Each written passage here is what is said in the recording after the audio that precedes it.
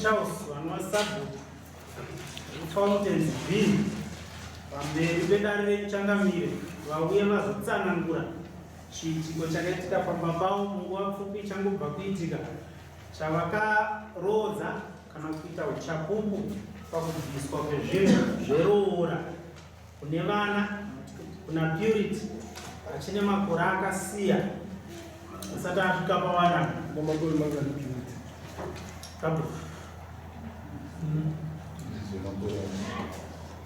Purity ainda ari pasi pe 16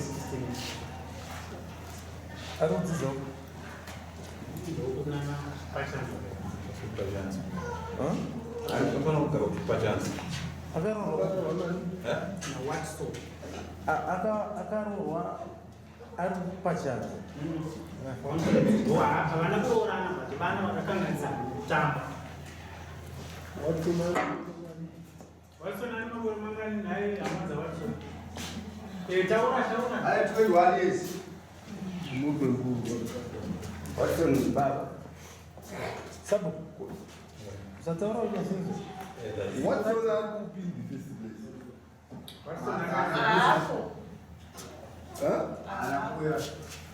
Arumba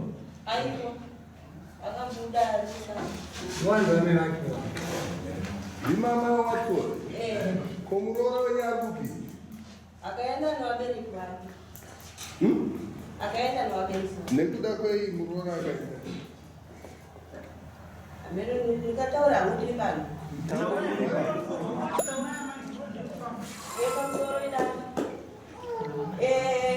Shwawa nawo wakatama zvisirizvo musi wa18 April.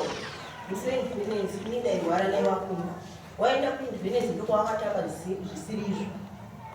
Saka kudzoka kwawakaita wakurara ndisingamusivisi. Ngotaura kuti wenyanenzana Watford. Taura kuti Watford.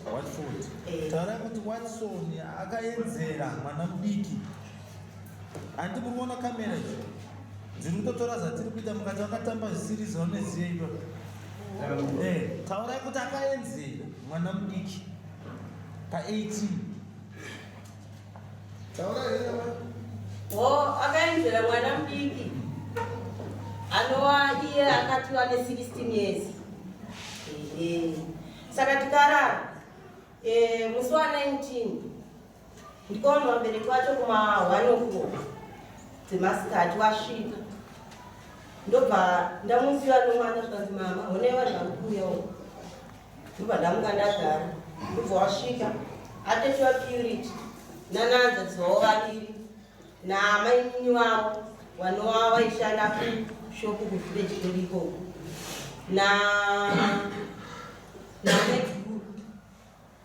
Ndobva waya wakadaro ndokusvika pari makati kwamai tiri pamwe makadini ko wati ari kupi naatete wacho. Ndikati wati handisuziva kwaaenda. Zvanzi handisuziva kwaaenda wati. Ndikati handisuziva ndandakaita kurara. Zvikanzi panapa tauya tinodawo wati. Ndikati munoda wati? Zvikanzi ndikati kochiko. Zvikanzi wati ndozvakaitana nomwana wekusha. Ndikati mira ndinoshedza gogo wake ngenditume mwana aende kunoshedzana ambuya wake pamwe ari pana mbuya wake. Shuwa ndikatina mwana akanoshedza wari apa amai vari pakati apa. Ndikati uyai kuno ndobva wauya. Ndobva wasvika ndokutanga kutsanangudza nyaya dzavo. Zvikanzi Purity takatoudzwa nevana kuti anga ana wati vakararana nawati. Saka ini ndati handigoni kugara nemwana uyu, handigoni kuuya ndega kuno. Ndatoti ndege nditange ndafonera baba wake. Shuwa baba wacho vakabva vauya zuva iroro. Zvikanzi nana baba wacho amai ndimi ndauya. Ndina mai vaPurity. Baba vaPurity. Mwana wenyu ari papi. Ndikati angobuda panapa sei? Ndobva vakatiyo isisu amaita tichikutaurire. Mwana wenyu isisu akaenda kuvanhu womutemo wanopedza nyaya iyi.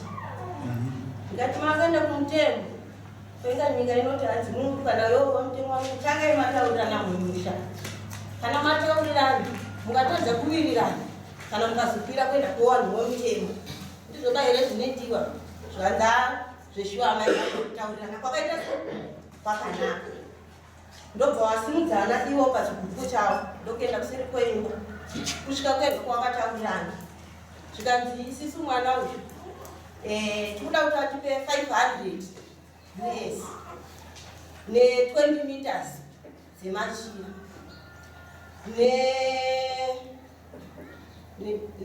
nemombe pamusoro. Zveshuwa wakauya kusvika zvanzi tadzoka tauya kuzotaurirana saka tati tichikuzivisai zvatiri kuda. Ndikati taura izvini zvanzi isisu pamusoro pemwana wenyu tikuda 500 US nemombe pamusoro ne20 meters. Ndokutaurirana kwamaita zvanzi ndokutaurirana naye amai nababa imimi nokuwanawo kwenyu panonzi 500 nemombe ne20 meters inobuda papi inokundiona zvinodakarara zvaizvi zvanzi alright tochiti kana mune cash izvozvo ndive 300. Ndikati handina chandinacho Vakapedzisa sei? hanzi yekuti mwana wenyara Makapedzisa nekuita sei? kupedzisana kwatakaita wakazoti chilipai 400 US ne20 meters nemombe pamusoro. Mombe nani? Mombe 1 pamusoro ndokupedzisa kwatakaita. Ndobva zvafamba sei? Zvikanzi panapa hatigoni kusaina hande tinosainirana kupi sabhuku wenyu ari padhuze here. Ndikati sabhuku ari padhuze asi mimi kuti ndifamba ndisikugona ndikurwadziwa. Wakasimuka zveshuwa wakaenda nevakomana wako vanga vari 2 nasabhuku ndobwaenda Shukwana wakauya kuma 33 mushimu tsangura kwaita kuku wasvika pangu patasa kuta uyu nyaya yepande kuti mukomana uyu akarara mwana ane 14 years. Tazvinzwa zvese zvenyetudze zvakazopera sei izvozvo? Mapera tukazita vawinana kuti 400 nemombe dzakataura kwapanda papanzi date racho musi wakati nii ndichiona ndikabvunzira ndizvo zvamuchakwanisa kuita kanzi tokwanisa kuita ishuwa vakabva vaenda wadzokera kumusha kwavo musi wa25 vanadatirana navo panginini avangwasipa vakavari vamwe musi wa25 ndopa vakazouya vaava manja vaine $100 yavo ne20 meters dzavo dzejiri 25 mwedzi uyu June wapana nacho nezvizvi $100 nejira 20 meters ndobva vapa imimi sabhuku aiwa ndobva varidzi mwana imimi muripo ndichiona muchifakazi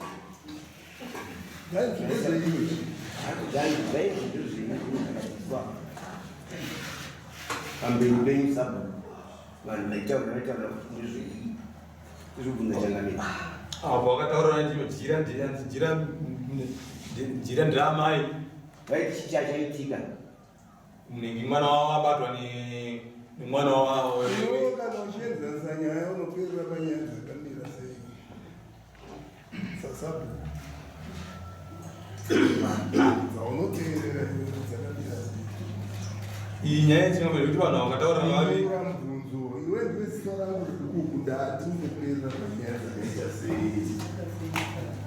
kumwana musaziva Uri kuona yavatounza yekutukira navanambwe kanyaya uchitoziva zinyaya kumashure kwako wandibata ende wakatoziva kuti mbuya wandiyananisa huku handiti wakatuka mbuya huku yechi yedana handizvozvo ndopatinoziva sabhuku achike ndikuyepera nyembudzi apo akanyemwisa kuti ndanyemba here ko iyi azoita makutukutu waiwana kubini pandakatosvika pachiuya ndikatovaudza ndikati ini nyaya mai naivanabhandese handikwanisi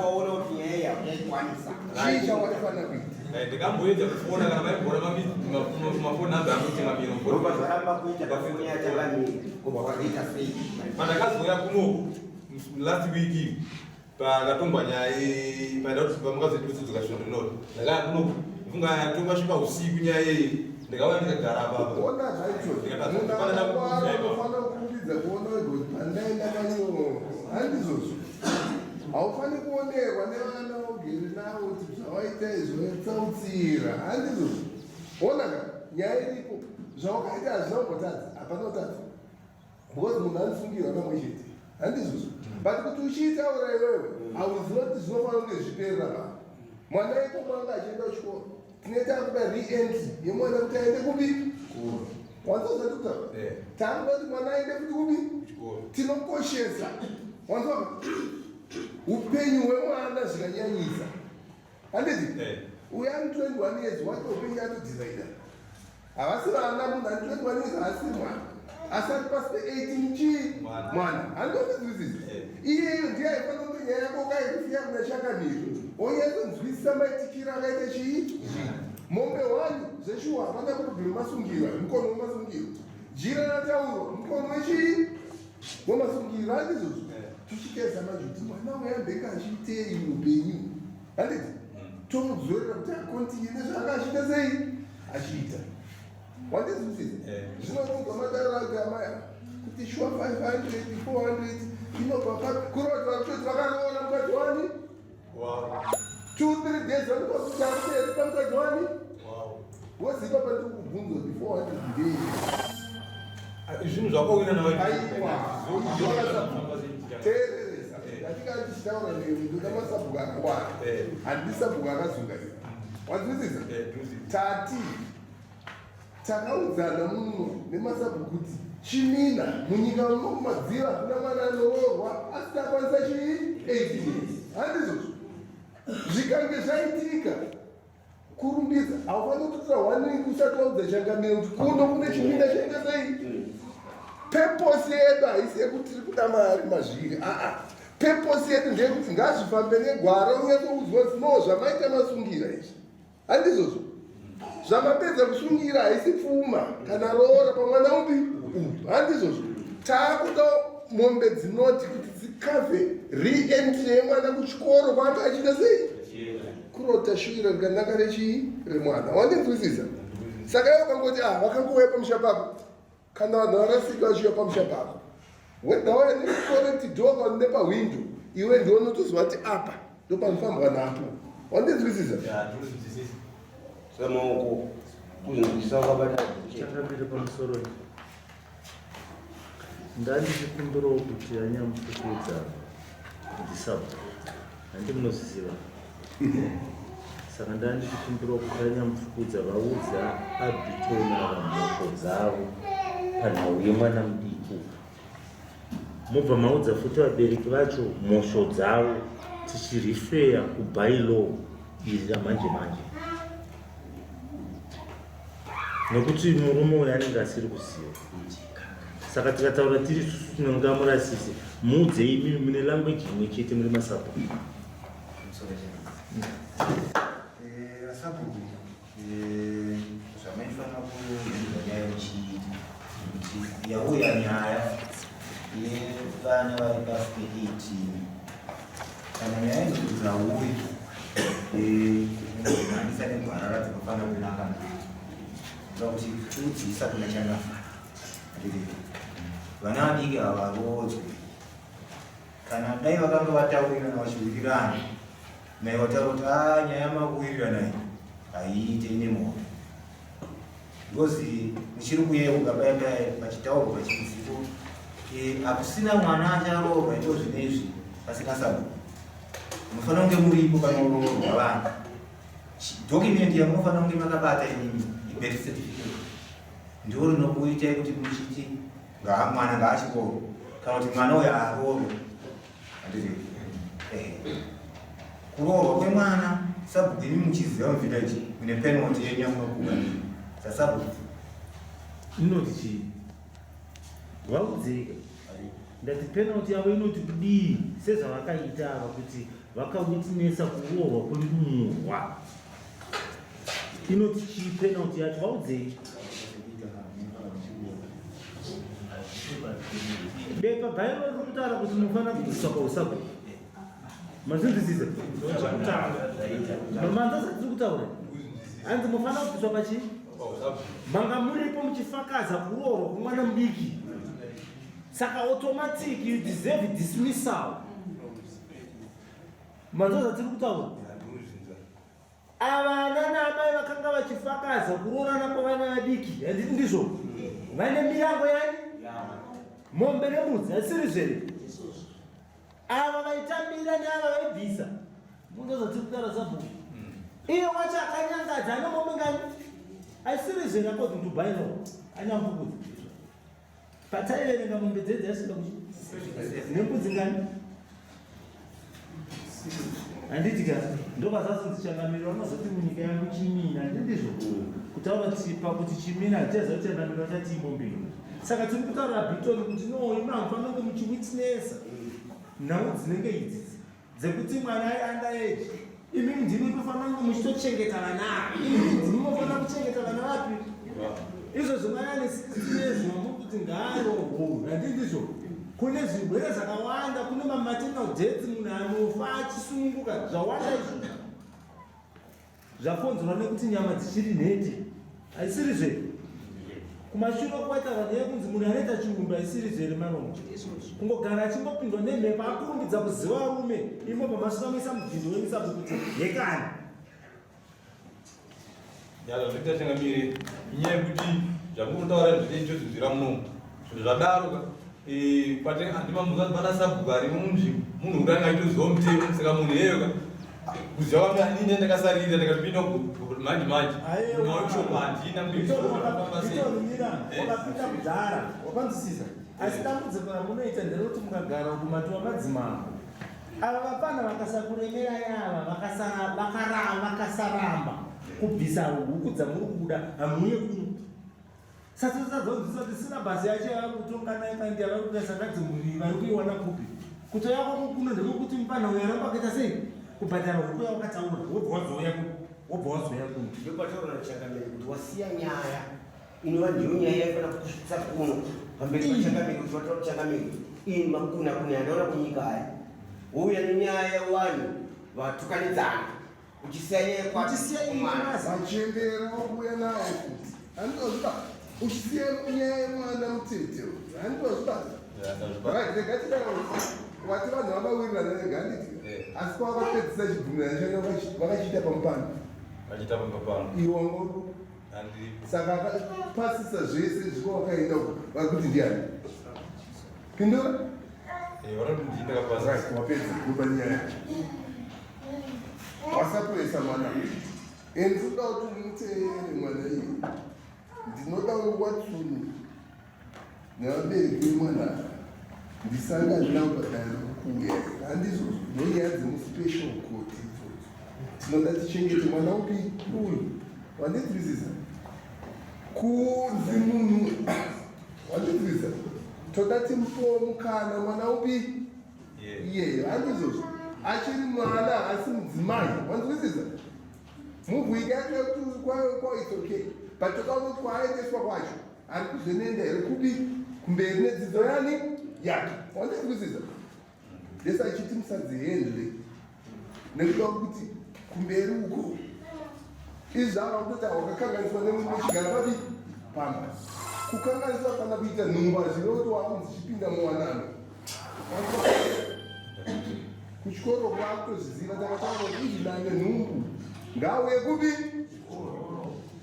imese muri pa vana akaita nhumbu azvinoti ngaachipinda muwanano kana aita nhumbu ngaapiwe mukana adzokere kupi kuchikoro kana nhumbu yamazuva ndeyekudzimba waendawo kumaternity leave handiti asununguka anokuwa kwekuyamisa mwana wake achienda kupi ndokupa mwana mukana handizvozvo wandinzisa pito next time nzoka ignorance is no excuse to kuti ndanisingazive iexcuse hereyo kana usingazive kaunobvunza wandinzwisisa unobvunza kana Sabhuku ari kudhuze kunewewe madziranzira ukaona usinaona anza ikazarwa ubvunzomawo maSabhuku nemasisa zvisatosvika kaino next time hatizvide ndatidasiya ndakuremedza ndiri kuda vabereki vemwana uyu mudare musi wa 16 ndodani uyo Watson murume Watford mudare musi wa 16 handizvo zvavanga vachichema nazvo zvidiki nditoda mombe 7 ipamadziri weekend yemwana wekupi kuchikoro ngavaite laki kana anga asikuenda kuchikoro asi tomutsvagira kuti kosi yaanoita nemombe dzakadwana Watford akuenda kuchikoro handizvo chii handitopa patiktok ndimuri kuwedza machild marriages muno mumashon central Sabhuku nendebvu muripo vanhu vachiita zvinhu zvakanaka handiwirirani nenyika muchidaro zviri ndandigara ndisina kana Sabhuku wacho mumwe chete paundinogara nemasabhuku andinotestifya kuroorwa kwevana varachii mbudzi yake ubvaunzaveva kudai maita amai kana changamiro